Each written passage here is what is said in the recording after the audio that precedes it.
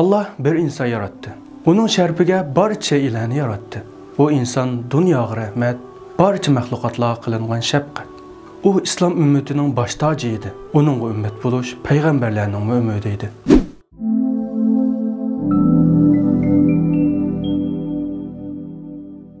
Peygamberimiz Muhammed Aleyhisselam'ның ismi tilga ilinganda her bir Müslümanның qalb ekranida eng mukammal ve şereflik bir insanның siması paydo bo'ladi.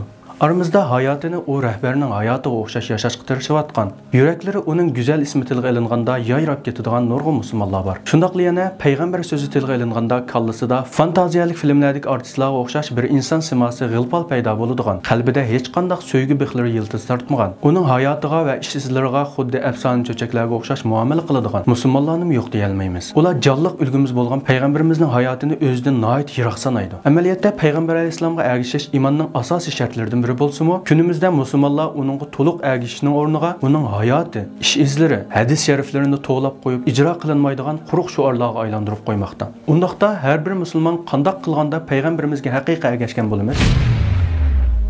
Birinchi, uningga ishonish. Musulmon Allohning birlik va barliqqa ishongandan keyin payg'ambar alayhissalomning Alloh tarafidan avatilgan payg'ambar ekanligiga guvohlik berish kerak. Kufr bilan iymonni, do'zax bilan jannatni ayiradigan tunji o'tkal bo'lgan shahodat darvozasining ochqichi Allohga ishonish bilan birga payg'ambarga ishonishni o'z ichiga oldi. Bir kishi Allohni har qancha tunusimi, kechalari namoz o'qib, kunduzi ro'za tutib ibodat qiladigan, Alloh uchun jinini fido qila oladigan mujohid bo'lib ketsimi, payg'ambarga iymon etmasa yoki uning payg'ambarligida shak qilsa, yanıla musulmon hisoblanmaydi. Balki ayni davrdagi Makka mushriklardek kofirlar qatorida sanaladi. Chunki payg'ambar alayhissalomga dushmanlik qilgan mushriklar Allohga ishonatdi. Ammo ular payg'ambarga iymon etmagan edi. Shu sabab ular Qur'on Karimda bayon qilingan kofirlar qatoridan bo'lib ketdi. Alloh Qur'on Karimda 5 o'rinda mushriklarning Allohga ishonganligini bayon qilgan. Ulardan birisi bo'lsa: "Va la in sa'altahum man khalaqas samawati wal ard wa sakhkhara ash-shamsa wal qamara la yaqulunna Allah." Agar sen ulardan osmonlarni va zaminni kim yaratdi, kunni va oyni kim bo'ysundurdi deb so'rsang, ular cho'qim Alloh deb javob berdi. Mana bularning Allohga bo'lgan iymoni musulmon bo'lishiga yetmagan, balki ulardan payg'ambarga ham iymon etish talab qilingan edi. Ikkinchi, uning buyruqlariga itoat qilish. Payg'ambar garchi insonlar orasidan avatilgan bo'lsa-mu, Allohning zamindagi elchisi bo'lish sifati bilan nurg'un ishlarda Allohga vakillik qiladi. Chunki elchilik demak vakil bo'lish demakdir. Qur'on Karimning ifodasi bo'yicha payg'ambar alayhissalom din ishida faqat vahiyni so'zlaydi. Uning din nomi bilan so'zlagan so'zlari Alloh tomonidan tasdiqlangan bo'ladi. Xuddi sura Najmda bayon qilingandek: "Va ma yantiqu anil hawa." U payg'ambar havoyi havas bilan so'zlamaydi. Shundaqla ba'zi shariat ahkomlari, hatto halol haromlarga aloqador masalalarni payg'ambar tili orqali elib berilgan. Buning ma'nosi payg'ambarimizning so'zlari vahiy bo'lish e'tibori bilan uning halol va harom qilish huquqi bo'ladi. Payg'ambarga xuddi Allohning so'ziga astoydil muomala qilingandek, astoydil muomala qilinish kerak. Payg'ambarga itoat qilish Allohga itoat qilganlikdir.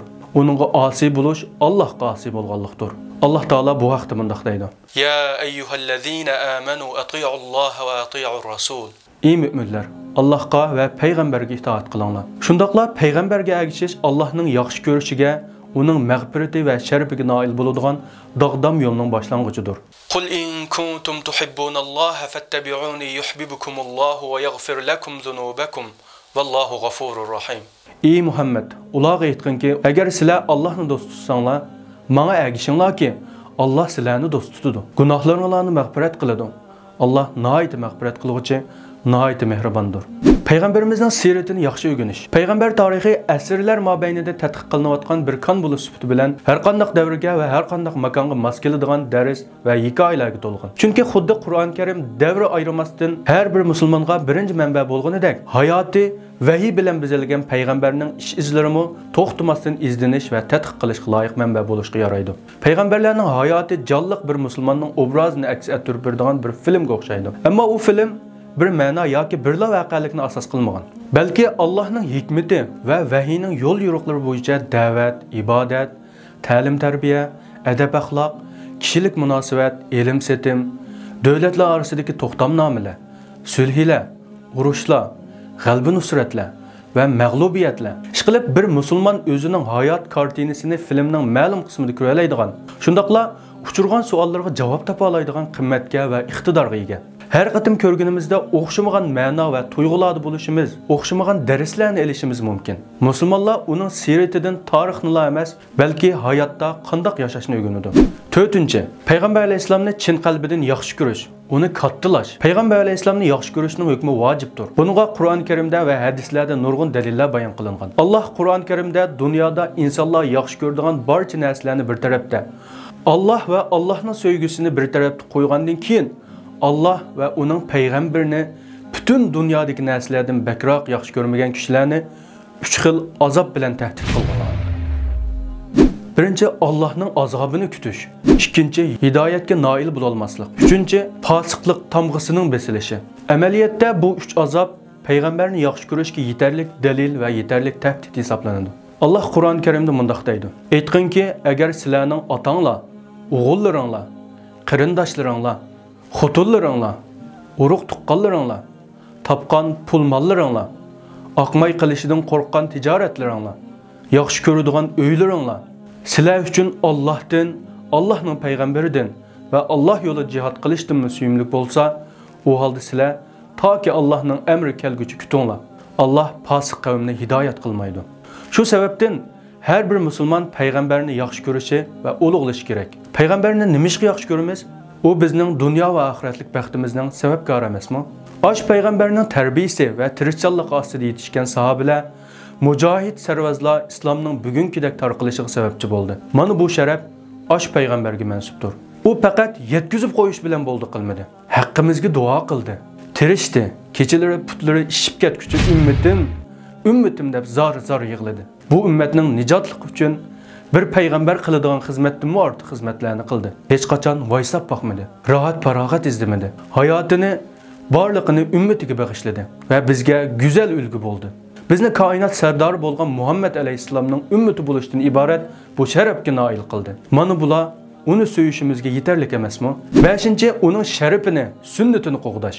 Har amalning qimmati, shuningdek yana har bir kishining izzati uning qilgan xizmatlari, amallariga qarata bo'ladi.